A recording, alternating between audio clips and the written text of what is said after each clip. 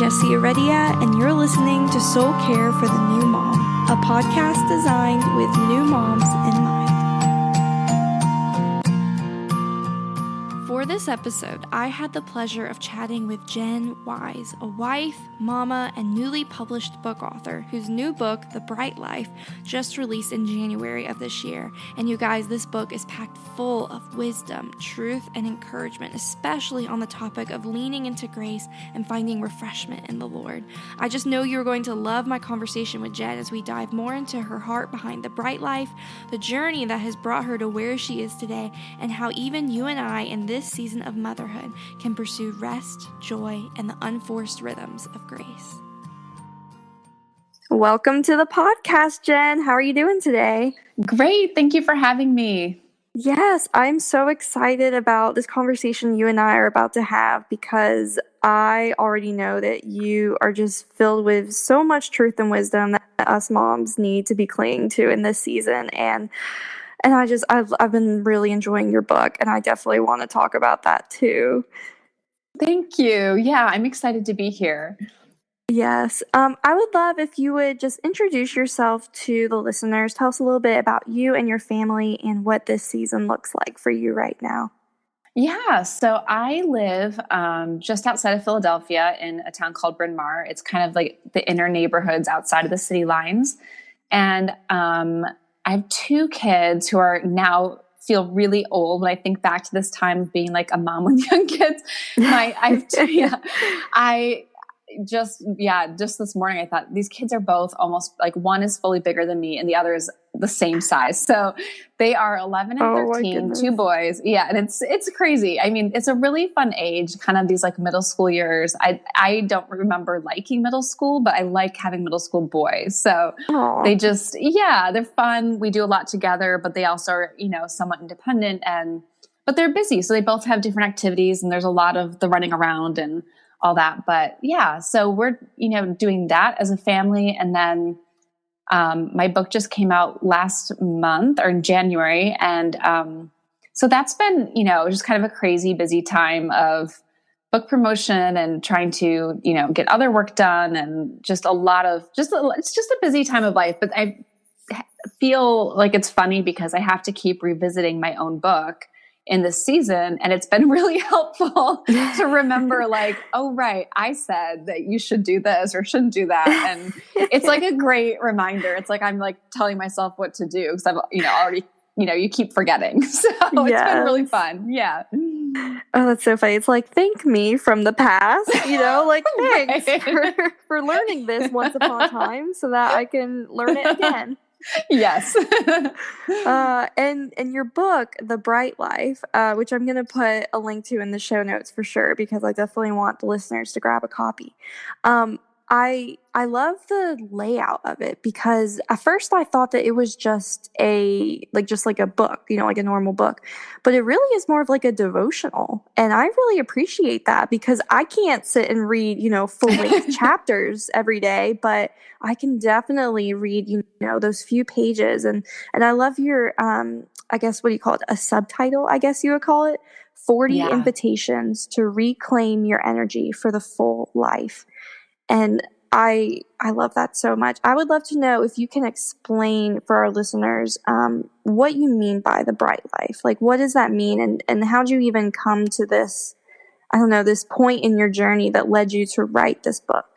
Yeah. So, as a family, we used to run pretty hard. And I mean, still, as I just said, there are seasons where we, just are busier. And that's probably always going to be a true thing in life, is that some seasons are just going to be harder or fuller. But we really were in a spot where we were just doing way too much, staying up till, 2 or 3 in the morning on our laptops working. I would try to get up early before the kids to get things done because that time they were still pretty young and needed me to do almost everything for them. And then even, if there was one free night a week, I would think, oh, we should have people over for dinner, or we should do this or that, because I just kind of had it in my mind that like, this is what it means to really like go for it in life, is like, you should be trying to change the world. You should be trying to build a career. You should be trying to make sure your kids don't miss any opportunities. And, kind of in that flurry of trying to do everything for everyone and be everything for everyone, things just kind of came unraveled, and there were health problems in our family, and I was completely exhausted and run down. And it was kind of at that time that I started to realize, like, this isn't the life that we're meant to live. Like, we are scrambling after this life that we think is what we need and want and should have. But life doesn't actually look anything like what we want it to look like. And so, yeah, I think the bright life is just learning that if we can just let go of all that kind of striving and scrambling, that we can learn that the life that we really want is ours if we actually stop trying so hard. If we have faith that, like, God's got us, He's holding us, He's holding our families, our future, He's holding the whole world, that's when we can find real rest and rest in that. And that's when we can kind of reclaim that energy for a full life, because we're not literally just running ourselves into the ground trying to, scrape together something that God's already just waiting to, like, hand it to us. Yes. And as somebody who struggles with accidentally running myself into the ground, I really appreciate the message in your book, but also, like, how much you point to grace, because I feel like if there's anything that I've been learning in this season of being a mom, it's you have to have a lot of grace and receive a lot of grace, and also give a lot of grace. And I love that you keep repeating this phrase throughout your book, the unforced rhythm of grace. And that's what I feel like I've been trying to pay more attention to, of what does this mean? What does it mean to walk with grace and to stop, running myself into the ground and trying to pursue perfection that doesn't even exist. And I just, yes. And I love how God, He led you to this, but it was through, like, difficult circumstances. And I know you mentioned briefly that there were some health things involved. And I know that you're referring to your husband's condition. Now, I haven't made it through the whole book yet. So I'm wondering, so what happened next? Because I'm at the point where you've just shared in your book that your husband was going through some very difficult health related stresses, and finally, like, no interventions were working. He was in a lot of pain. It was affecting you guys and your family and your entire life. And then your doctor recommended his doctor recommended that he start resting more and pursuing more holistic health. And that in turn, it led to this whole journey, into this whole thing. And so then what happened? Like, so tell us a little bit about where your husband is today, if you don't mind me asking. Yeah, I think for him, it's kind of become a bit of his own journey, and just trying to figure out, how does he pursue health on his own? What matters to him most? And I think for me, like, it's been important for me to learn that, like, I have to do the same thing for myself. Right. Because even if, the ways that stress and exhaustion and overwork affect me physically are different and not that severe.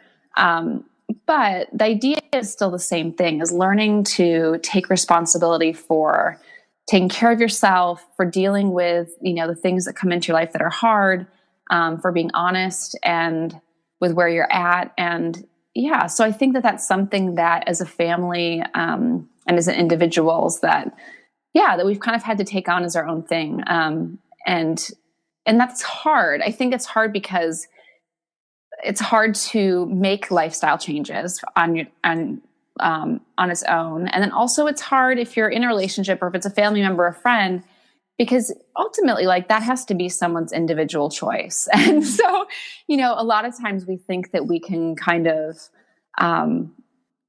not change people, but lead them through change that, they really need to want themselves. So I think that that's kind of like been our journey over the last couple of years.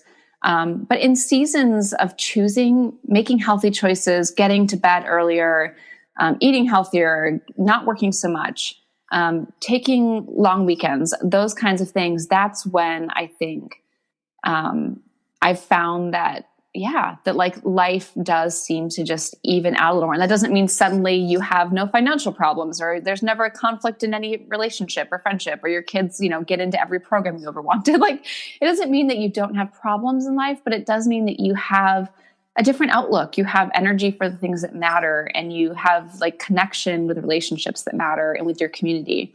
And yeah, I think that's really what we're looking for.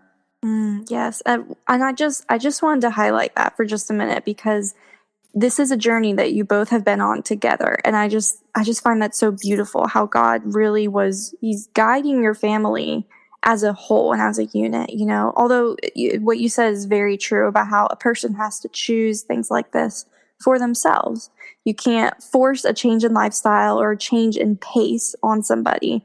But it really is just a beautiful, beautiful thing that you guys have been on this journey together, and especially how it's been impacting you and then leading into the ministry that you've been able to do, and how you've been able to encourage other women.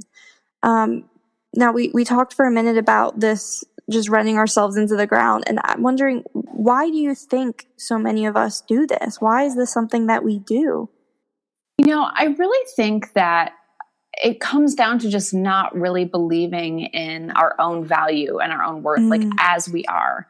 And I don't say that because I think it's about like, just thinking you're awesome. But if you're a Christian, you say, you believe in God's grace, you believe in his love, then we really should live like we believe it. But a lot of times, and I think most of the time, we just don't. We see every flaw, every way we think that we're lacking, every mistake we've ever made, every way we don't measure up to like whatever arbitrary standard we have in our minds. And that we let that really just pick away at our sense of value and worth that God says we already have. Like, we are completely loved, completely whole, completely made new, and have like infinite value because of him.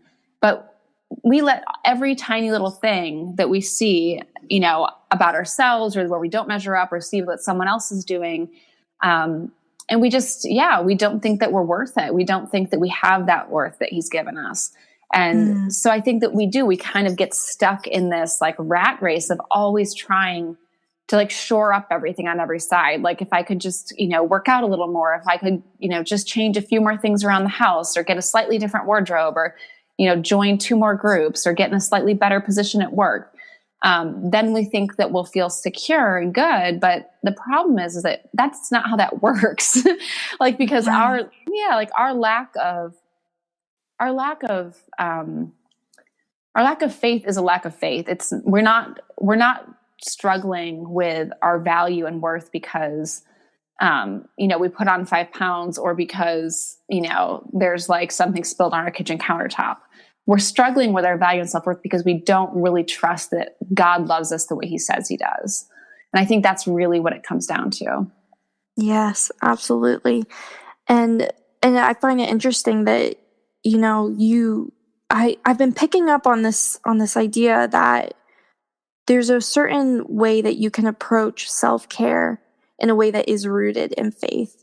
And I'm picking that up from your book and from what you just shared. And this is something that's new for me. This whole concept of taking care of yourself is an act of faith. When you are doing it from the correct lens and with the correct perspective. And I think that for a lot of us women, our version of taking care of ourselves isn't necessarily about faith. It's about, what you mentioned earlier of trying to prove that, we're like superwoman, we can do all the things and be all the things. So I'm going to work out, and I'm going to get up super early, and I'm going to, be super healthy, and, get on a diet. And these are all really good, healthy things, but it's about the lens through which you're looking at them. Because if you're doing it from the perspective of, I have to have it all together, then you're right. Like, you're going to struggle with your self-worth because you're never going to get it just perfect. And there's always going to be this goal that you can't quite achieve because someone else is already, raising the standard, or you can look at it through a lens of faith. And I just love how you're tying these things together through your book. And this is something that's been challenging me to reconsider how I view these things. So I just love that so much. And just thank you for redirecting something that I think the world can twist, but you're bringing it back to the truth and bringing it back to Christ. And that's just such a beautiful, beautiful thing. And I really love how you're doing that. Thank you. Thank you. Yeah. Now, I know that there are a lot of moms who are listening to my podcast who are feeling overwhelmed right now, and like they have a million things on their plate and they have to do all the things and be all the things. And we mentioned earlier this idea of an unforced rhythm of grace. And I'm wondering, what encouragement do you have for the mom who is in this season? And how might she begin to actually pursue this unforced rhythm of grace on a practical level? Yeah, I mean, I would say on a really practical level, I mean, it's just being a mom, especially of little ones, there is this really strange dynamic that seems really unfair, where you have like zero time to yourself to do anything. And yet you have like infinite amounts of pressure to perform. So it's kind of like, it's a tough walk, I think, those years. And some of that pressure is cultural for sure, but some of it is kind of self-inflicted, like what we think we need to do, and be, and, put forth into the world, like every second of every day. And so, I mean, I would say at the most base level, and this is so basic, but is literally just learning to let some things go, because that sounds easy, but it's actually really hard, because you almost have to like stare down some of these things in your life and be like, this does not declare who I am. This says nothing about my value or identity. So like, if there's a basket of unfolded laundry on your bed and you need to go to sleep, or you need to lay down for 10 minutes, or maybe your kid needs you, or you've got emails to get back to, like, don't let that laundry dictate to you if you are a child of God, and if you are fully loved, and if you, have infinite value. And I know that sounds silly, but I think that that's actually what we do, is we see these problems around the house, or what we deem to be problems with ourselves, or, ways that we're lacking as a mom, or maybe if we, have a job outside of the home, ways that we're not like, making the most of our career. And we let these things just eat away at our value and identity, and kind of bring us shame. So I'd say learning to let some of those things go, and trusting that you do already have that value and worth. Another really practical thing is just learning to do little things, because I think that a lot of times we are used to, especially if we are new to having kids, having the time and energy and wherewithal to like do all these great things that we want to be doing. So like, we're going on girls' weekends, or we're getting up and running every day, or, we spend like 45 minutes reading our Bible in the morning, or whatever it is, like, and then suddenly you have no time. And it's like, and you're kind of just like eaten away with guilt. You're like, oh my gosh, yes, I should be exercising. I should be, the list of shoulds is like unending. But so I think that we usually take one of two paths there. Either try to do it all and we just are like killing ourselves, or we're almost like, I can't do it all, so I'm just not going to do any of these things. And then we're just racked with guilt either way. So one thing that I've been working on for years now, and it's still something that I have to remind myself of often, is just doing the little things. Like, don't feel bad if you can't do the big, picturesque, amazing thing that you think you should be doing. Like, if you don't have time to go out to lunch with a bunch of people, like, send a funny meme to your friend so she knows that you're thinking of her. Or like, if you can't make it to the gym or out for a run every day, which you probably can't. Very true. Put your baby in a stroller and go for like a 20-minute walk, or download, the Nike trainer app and do like a 15-minute workout once or twice a week. If that, once a week. Like, do the little things that help you feel like you're still on track with the things that you care about and that make you feel good, and kind of pour back into you, but without feeling like it has to be some big, amazing program or some like, photo op. Like, just do the little things and get out of that what you need to get out of it.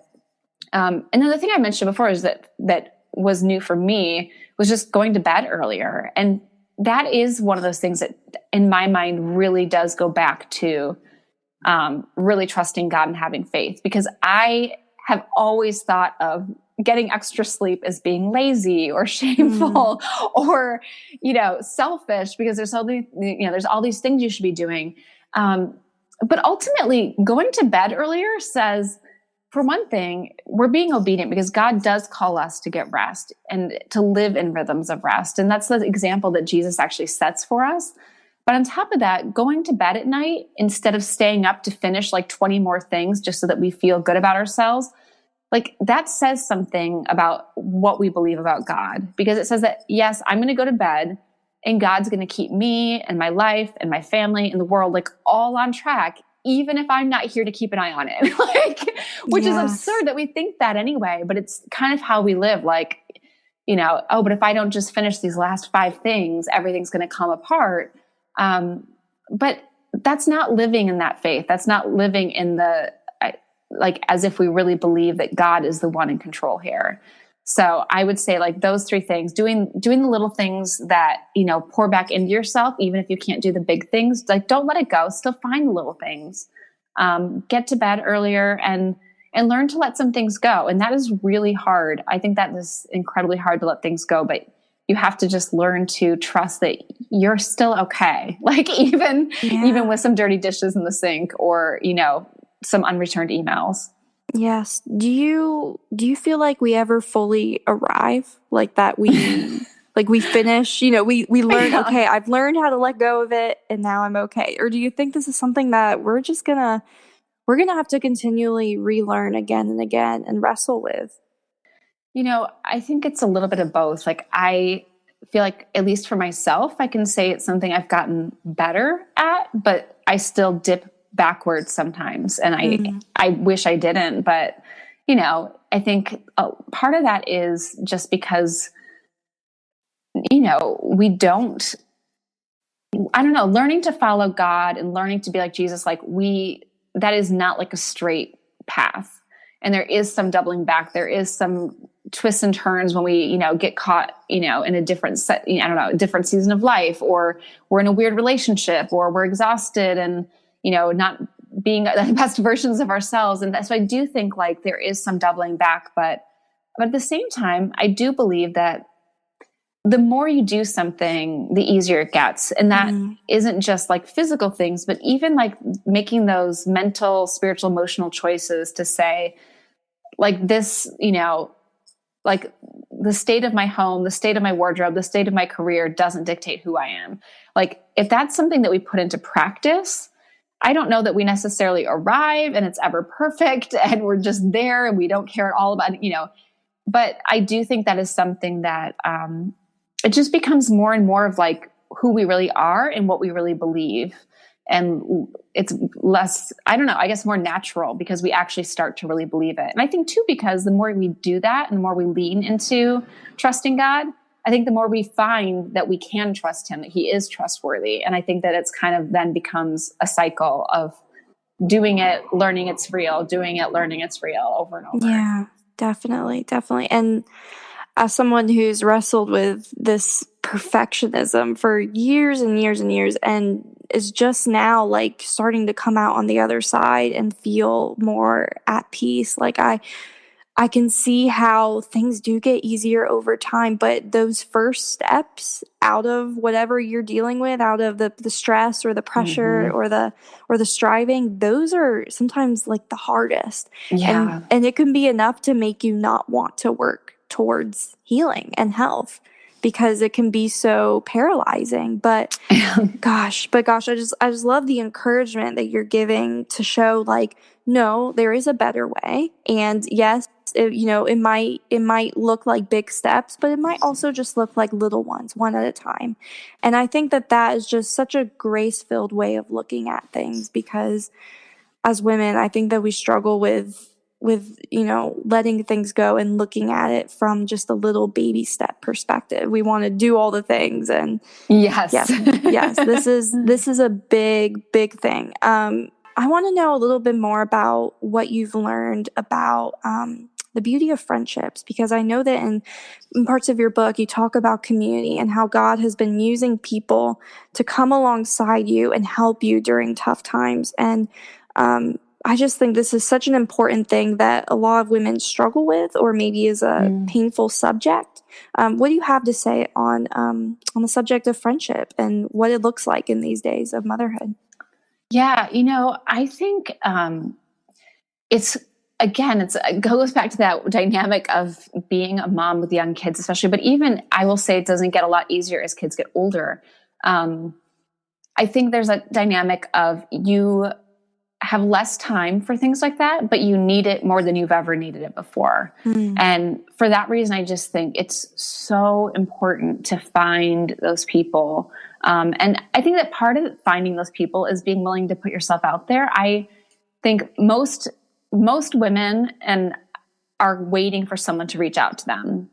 And I think most women are less confident than we think they are and have their own insecurities and their own struggles, and they're not going to be the one to put themselves out there. So I think the easiest, people have asked me, I've actually had a lot of people ask me, like, how do you make friends? And I'm like, you have to be the one to initiate it. Right. Because everyone is waiting. I used to do that. I used to wait for people to reach out to me, especially if I had moved somewhere or I was the new person at the school or the new person in a group or the new person at church. Like, you kind of think, oh, well, I don't know anyone. People should reach out to me, but everyone is waiting. And so you have to there might be a few people who do not reciprocate that friendship and just don't want to be your friend. And that's okay. But most people really are looking for connection. And the thing that I've learned is that, in the season of life, like where you've got young kids, like everything's just crazy. Like, I think that idea of grace really permeates real friendships really heavily. And that's what enables you to have those. Like, you have to be able to show up to someone's house looking terrible. And you have to be willing to invite people into your home, even if it's not, looking like a magazine. Like, you have to, be willing to serve someone like, packaged food that you picked up. And that doesn't mean every time, but like, we have such this idealistic version of what life should look like. And I am extremely guilty of that. Like, I want everything to look perfect and be perfect and taste perfect. And sometimes you can do that. Sometimes you can put together like this beautiful dinner party and everyone will show up and no one's kids are sick and the food is amazing and it's all healthy and gorgeous and, the night's a blast. But that's not, if you're waiting for that, you're going to be waiting a long time because you can't, or you're going to be going, big, huge sections of time without having meaningful connection. So you just have to really be able to say like, hey, like, yeah, this, so-and-so's friend, kid is melting down over in the corner and this person spilled something on my rug and we all look a little crazy and someone has spit up on them and like this person had to bail because their kid's sick. Like, but you just have to learn to go with those things and you have to value those.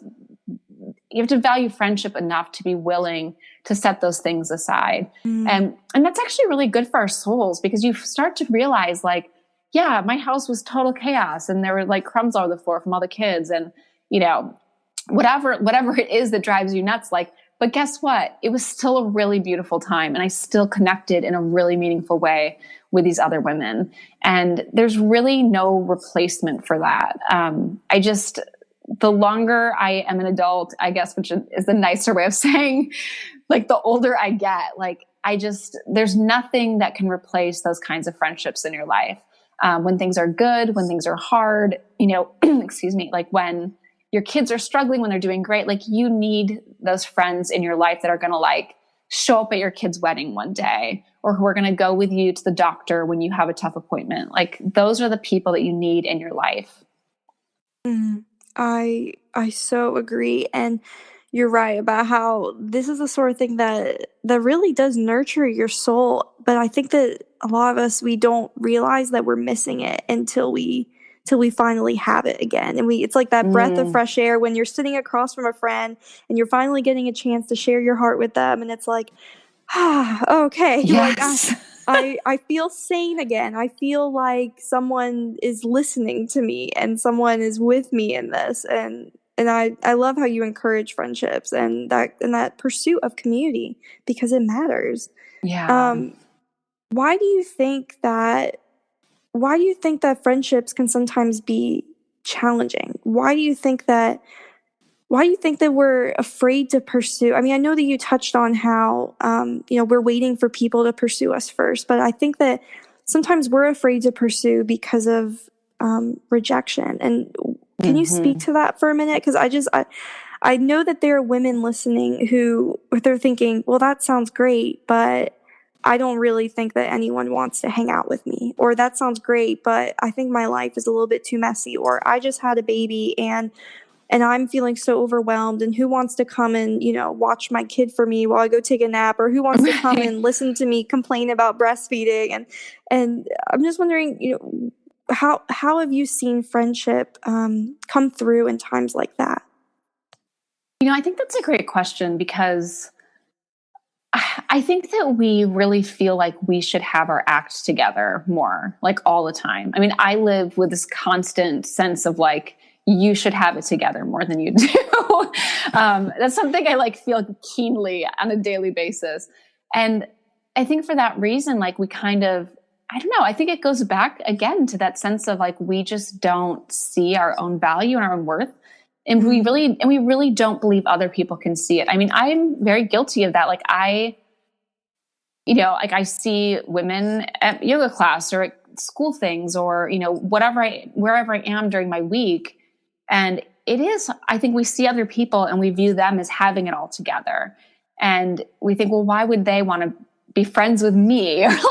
Or how would I ever even be comfortable in this friendship? And I think that the more we're able to just show our real selves, with flaws and with, dirty hair and with, everything that comes along with just being an actual real person, the more we're able and willing to show that to other people. I just think that there's a really incredible bond that happens there. And I'm not saying you need to go and air your dirty laundry to everyone who will listen, because certainly that is not a good idea. Right. Definitely.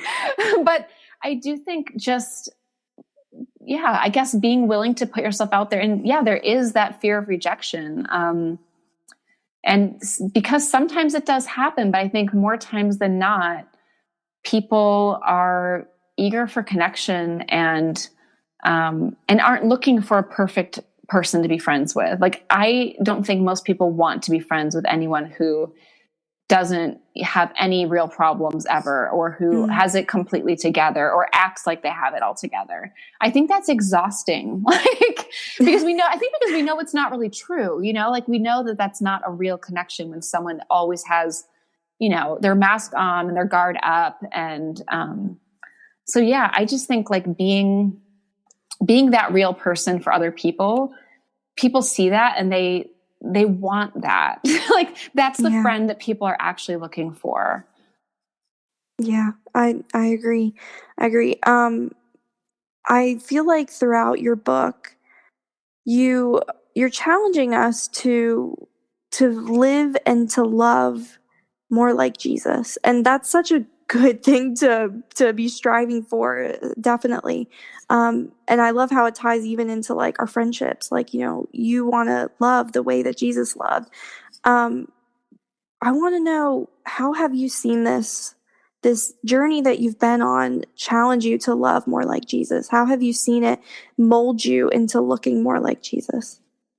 That's really good. I think, I think the thing about leaning into grace for yourself is that it helps you to extend that to other people. And that is one of the things that we see in Jesus' life all the time is, inviting people in who don't, who make mistakes, or extending grace to people who don't deserve it. And it's sidebar, none of us deserve it. But I think just, the more that we start to realize for ourselves, hey, God loves us, we're held, we're being made whole, we're being made new. That's when we start to realize that that's true for the people around us as well. And also I think it also enables us to live in a way where we have the space, we have the mental space, we have the emotional space, and just the time and our schedule and the energy to actually engage the people around us more. The thing that I've thought about a lot is when I am just up to my eyeballs in tasks and to-dos and trying to get a million things done, like I'm not really even seeing the people around me unless they're like right in front of my face with a real legit emergency need. Like otherwise I'm kind of just going through my day, like scrambling, trying to get everything done. And then you get to the end of the day and you're exhausted and fall asleep and wake up and you do it again. And you can go like that your whole life. And you don't really see the people around you. But when you learn to kind of rest in God and trust him and kind of let go of all of that scrambling, you suddenly have the space to kind of like look up and see the actual humans that are around you, like your own family, but also your neighbors or the person at the next desk over at work, or maybe, you know, the person at the grocery store that you bump into who needs more than just a quick hello. Like maybe they actually need to talk for a minute. And there's just, I think we don't see any of these opportunities around us because we're so busy, just kind of like eyes down, trying to like get everything taken care of.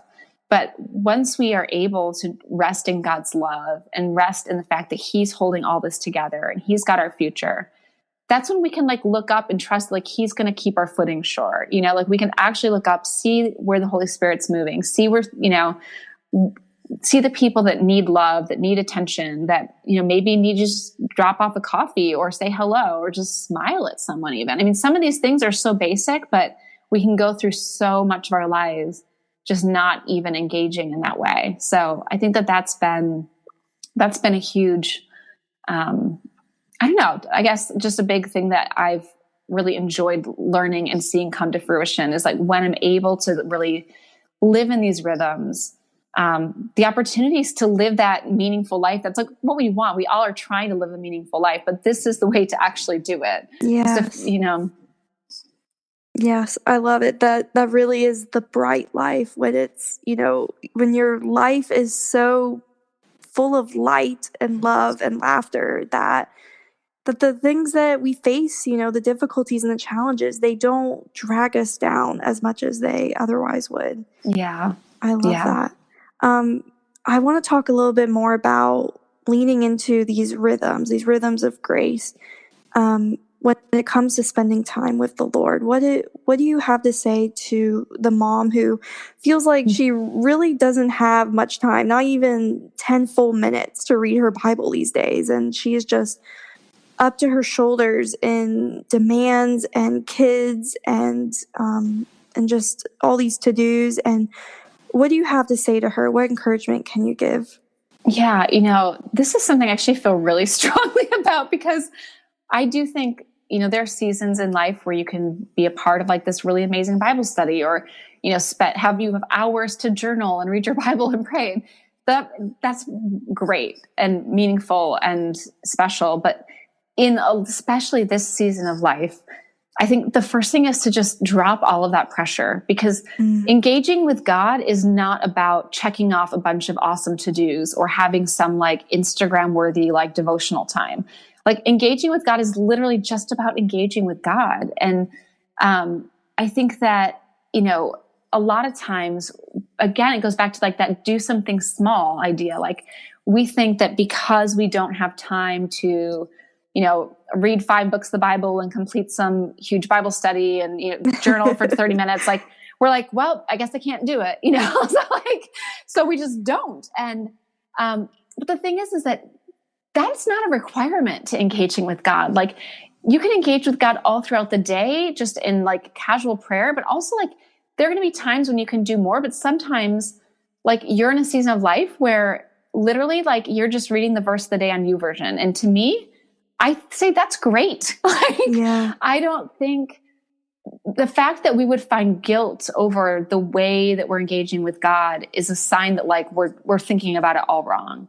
Because when we come to God, like he's always there, like, and he's going to meet with us in that moment, right where we are, regardless of if it's for an hour or for 5 minutes, or if we, you know, were there yesterday, or if we do the same thing tomorrow.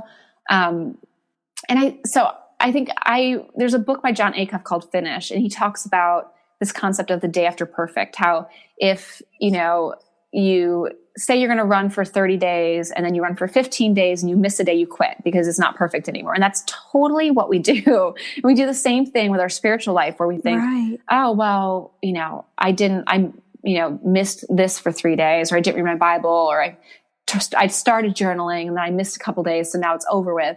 And that's so silly. Like I've actually forced myself to keep this same little notebook that I just got at Target. It's just a plain little notebook. And there are like, this goes against every grain of my being because I like things to be like organized and perfect and, you know, neat and a plan. But I have forced myself to keep using this same notebook for quite some time now because there will be seasons where I'm like reading chapters of the Bible and I'm just writing tons of notes and thoughts and ideas. And then there might be nothing written for a month and a half. And then there might just be a list of prayer things or like, it's all over the place. It looks like I'm crazy, but it's actually hard to maintain that because you don't want to see that. You want to see something that makes you feel good. Like you are crushing this like spiritual life.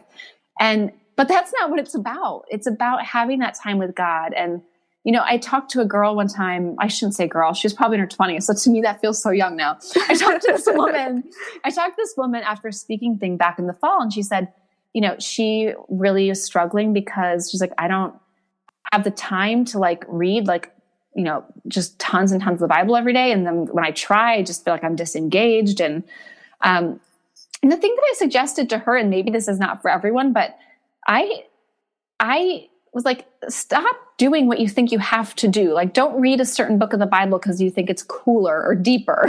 Like if your goal is to engage with God right now, like pick a section of the Bible that speaks to you and just stay there. Like, I think I read First Peter in the Message translation. I think I read that maybe like 50 times on repeat, like without bouncing to, you know, a gospel in the Old Testament or any of these things that people say you should do. And I'm sure they're all great. But what I needed to do was read First Peter in the Message translation over and over and over. And I did it. And I just think, yeah, take off the pressure, take off whatever it is that you learned growing up or that you just think you should do from online or from your church or from people's Instagram posts or just what's in your mind of all these to-dos that you should be, you know, crushing to be an awesome Christian, and just engage with God in the ways that you can. And maybe that's just turning on worship music and being reminded of like who God is and letting that, like, you know, seep into your soul. Like, I guess that's,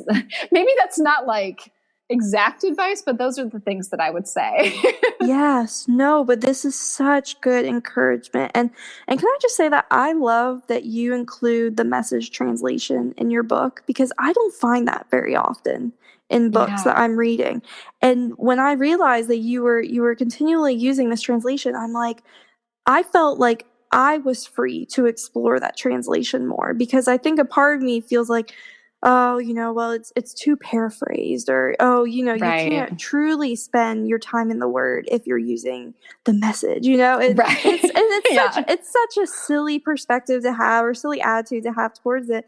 But that's the way that I subconsciously think. And so I'm being challenged to think, no, like there is truth and there is power and it's okay. You know, like I just love that you use the Message. And this was something that really was so refreshing to me. I just loved it. I'm glad. I totally know what you're talking about. Because I think that because it is, you know, current language, like people, there's almost like this mental thing of like, it should be harder to read if it's going to be deep, you know?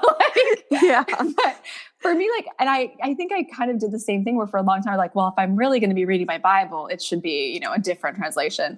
And then I finally started reading it in the Message years ago. And I'm like, I'm not going to say it was like a deeper experience, but it was a refreshing experience for me because a lot of these passages, like I grew up going to church. I went to Awana as a kid. Like I grew up in a Christian family. Like I'm really familiar with a lot of the Bible, and to come back and read things in a way that just sounds, I don't know, it made it harder for me to just kind of like skip over things. It slowed me down and kind of like brought like just a fresh perspective on things that maybe I've heard a million times and have kind of become almost like too familiar in a sense. So I'm glad that I totally understand what you're saying. And I love that you've had that experience also. Yes. Well, I definitely want listeners to get The Bright Life onto their bookshelves right now because this really is such an encouraging and powerful book. And again, like I mentioned earlier, I love that it is just little devotionals. It's not this big lengthy book that you have to read in one sitting. It really does walk you through just day by day what it looks like to implement a more holistic faith and to pursue a healthier, a better rhythm. And I just so appreciate that about your book. Thank you. Can you share where listeners can find you? Yeah, definitely. So you can go right to my website, which is the easiest way to find other ways to connect me, which is just jenwise.co. But for the book, you can go to brightlifebook.com, and there's like a cool like book trailer they made and some fun things and links to order the book. And it's a good book to do alone or with girlfriends and just connect even over text about. And then Instagram and Facebook is where I am most often and most casually. So that's just Jen L. Wise. And I love connecting with people, especially on Instagram. It's like my favorite spot. So I would love to find people there. Yes. Well, thank you so much, Jen, for just coming on today and just sharing more about your journey and all of these great pieces of wisdom for us. I really appreciate it. Thank you. Thanks for having me. This was really fun. All right. I'll talk soon. Hey friends, if you haven't already, it would mean so much to me if you'd leave a review for this podcast on iTunes or in your Apple Podcast app. Getting more reviews and ratings helps Soul Care for the New Mom get more exposure, which means more moms listening and more moms being filled with gospel truths and encouragement for their motherhood journey. I definitely want to see Soul Care continue to grow, and you can help with that with your review. Plus, I love hearing your feedback and getting an idea of what this podcast has meant to you. So when you get a chance, please be sure to do that. That would truly bless me today.